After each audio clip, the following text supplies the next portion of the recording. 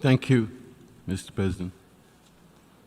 Mr. President, I've asked for the floor to explain Pakistan's vote on the draft resolution contained in document A/ES10/L30/Rev1, submitted by the United Arab Emirates on behalf of the co-sponsors. Pakistan fully supports the draft resolution. We did not co-sponsor the draft at the request of the State of Palestine in order to be able to respond to adverse moves against this draft.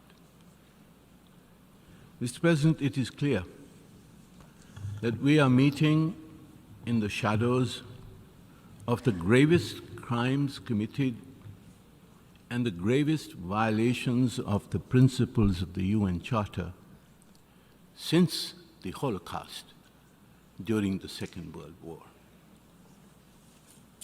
The distinguished representative of Palestine has described more eloquently than I could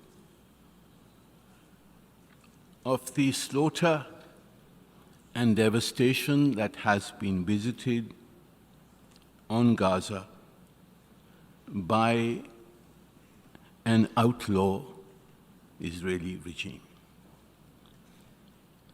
Israel has refused the calls by this Assembly, by the Security Council, and even by its patrons and friends to halt the massacre of innocents and accept an immediate ceasefire. The Israeli leadership has reneged on negotiated deals for a ceasefire. It has now initiated its assault on Rafah, which the UN Secretary General has rightly warned, and I quote, would be a strategic mistake, a political calamity, and a humanitarian nightmare, unquote.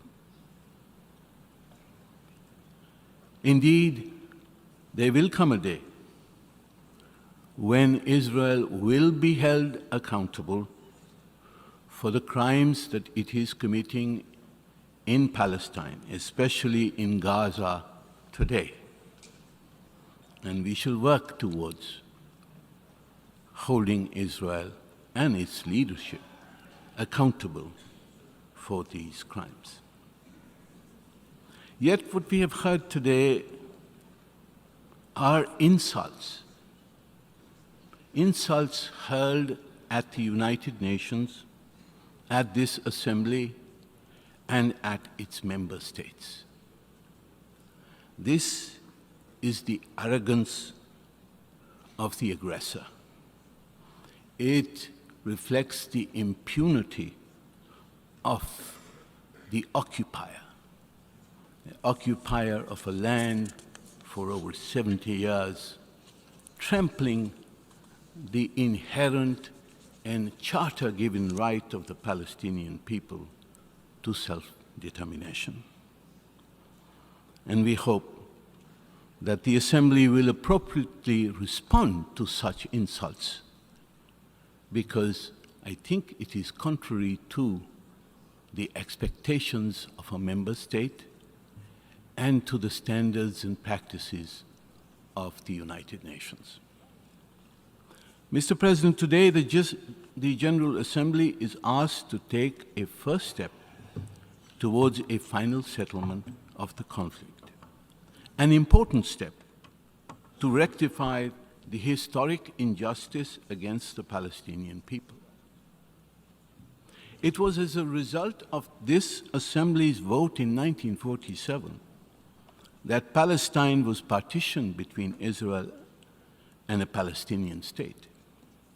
Yet only Israel is a member of the United Nations.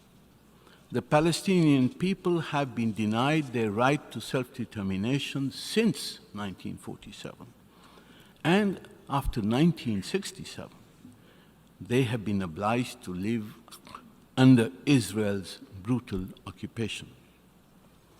This General Assembly can partially redress this historic injustice by admitting Palestine as a full member of the United Nations.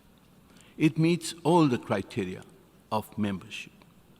Its membership enjoys the support of the vast majority of the UN member states.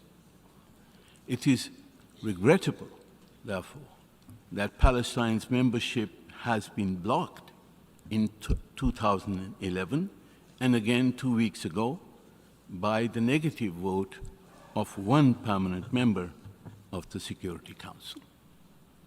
The assertion that Palestine's admission can happen only through negotiations reflects the inequity of this position.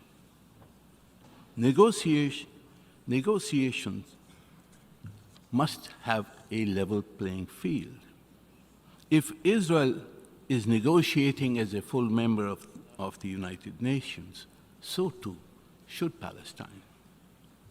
Mr. President, the adoption of the draft resolution contained in document L30 Rev 1 will determine, I am sure with the near unanimous support of member states, that Palestine is qualified for membership. It will urge the Security Council to reconsider and endorse the admission of Palestine as a full member state.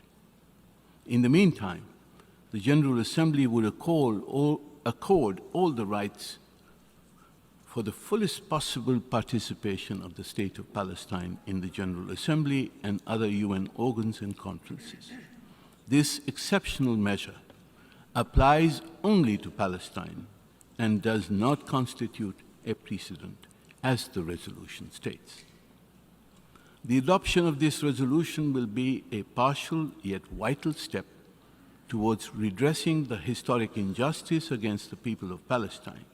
It will reflect a political reality which would facilitate the revival of a peace process to realize the universally agreed objective of creating a two-state solution, the objective of establishing a viable and contiguous Palestinian state along the 4 June 1967 borders with Al-Quds as its capital.